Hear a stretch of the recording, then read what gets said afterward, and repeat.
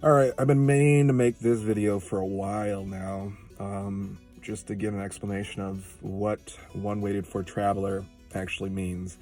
Some people think that it's a cocky thing, that I think that I'm like the one that is waited for to travel the United States, to travel around the world.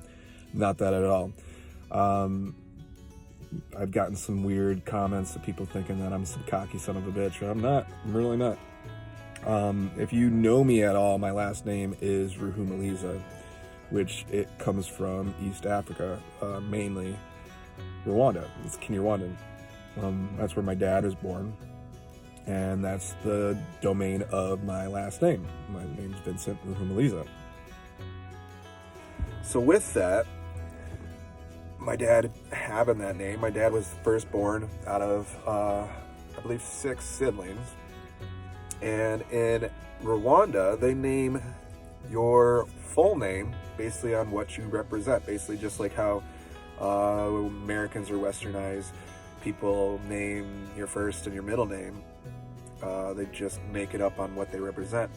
And the story behind that is my grandparents had a hard time having children at first, to the point where they're contemplating divorce, which was unheard of. And basically, in the eyes of the church and the small villages that they lived in Rwanda and Gitwe, if you get a divorce, it's basically, it's just not, it's frowned upon very, very much.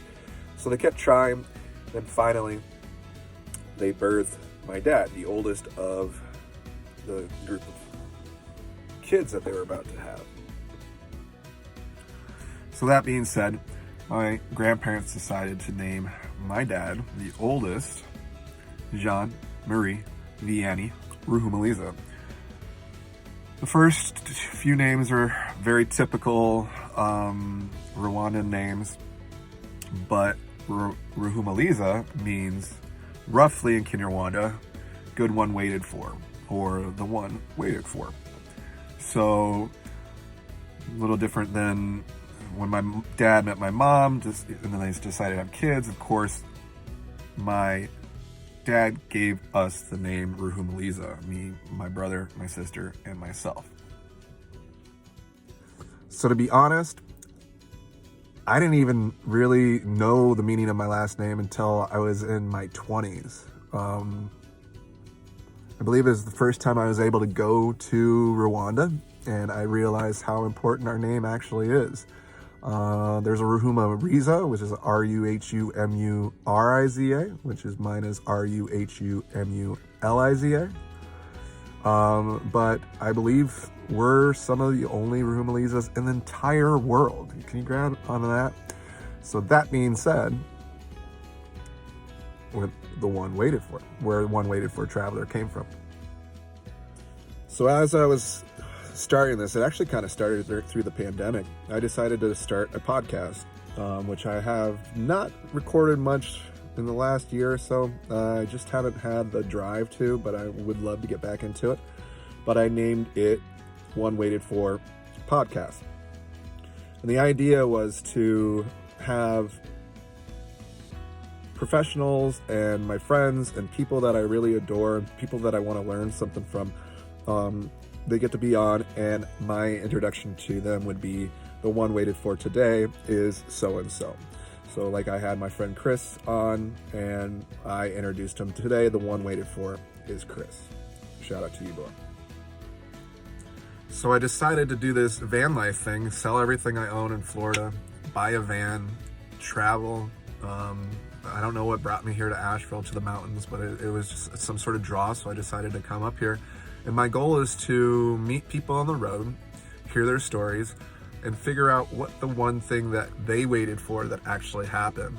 The one waited for is not focused on me. I don't believe that I'm the one waited for anything. I believe I'm in this world to spread a little bit of love and a little bit of joy and a little bit of understanding, and just be open to new adventures and meet people on the road.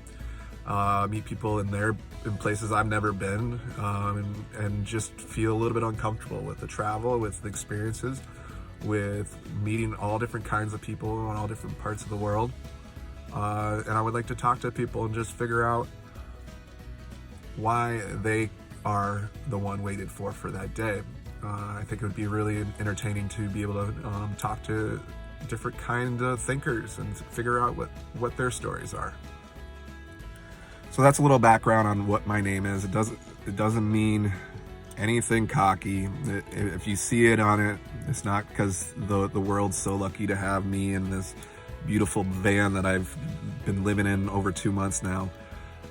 It's more about the experience and all of you, all the people that have the balls to do this amazing, scary thing called van life and becoming one with a little bit more of nature and things that they're never been really comfortable in doing. It's really been mind-opening, and this has been not even that long yet for me. So I would like to learn more about your guys' stories. If you guys would like to tune in and like share with me what this might mean to you, what your adventures, what your one waited for adventure means to you. So that's a little background of what One Waited For Traveler came from and where it's going. It's endless. I can't wait to see the next stages. I can't wait to see and hear all these different stories of these people from that wanted to get out of the monotonous Groundhog's Day of this life that for some reason we've been pumped into our brain that this is the only way to go. You don't have to do a 9 to 5. You don't have to fit into this some sort of mold that we've been told that we have to, going to college and then getting a job, having kids, getting married. You don't have to do that. You can do anything that you set your life to, and that is basically what I'm trying to do. I'm trying to seek discomfort, like the Yes Theory guys would say, and I just want to explore and find myself again. It's been a long time since I've been able to find myself, and I believe working out every day, being active every day outside all the time because I'm living in a van, and doing a lot of yoga and mental meditation has helped us. So follow along, One Waited For Traveler on all things, YouTube, TikTok, Instagram, and follow along what we have coming up. It's gonna be a blast. I don't know what tomorrow brings, and that's the beautiful thing about it. Thank you. I love you. Have a great fucking day.